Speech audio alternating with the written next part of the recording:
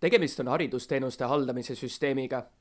Antud videos käsitleme huvikooli moodulis huvikooli esindaja ja ametniku õigustes klasside määramist ning rühmade nimekirjas klasside infot.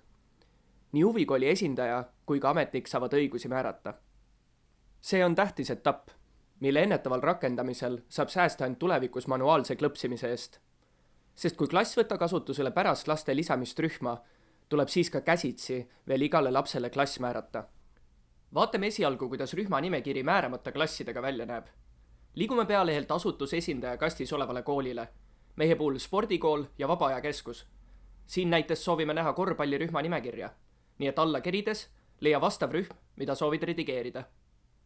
Õpilased nupule vajutades avanebki nimekiri õpilastest, kes sinna rühma määratud on. Hetkel veel klasse näha ega muuta ei ole võimalik. Seda saab nähtavaks teha huvikooli andmetest.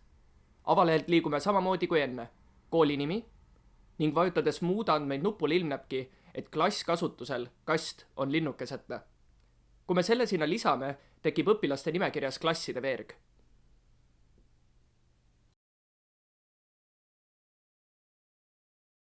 Liigume tagasi korvpallirühma õpilaste vaatesse.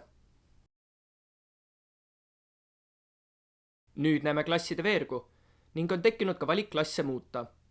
Oletame, et Emilia ja Karl on klassikaaslased. Et nad süsteemist samasse klassi saada, vajuta muuda klassi nupule. Nüüd vaja vaid valida mitmes klass ja vajadusel ka klassi tähis.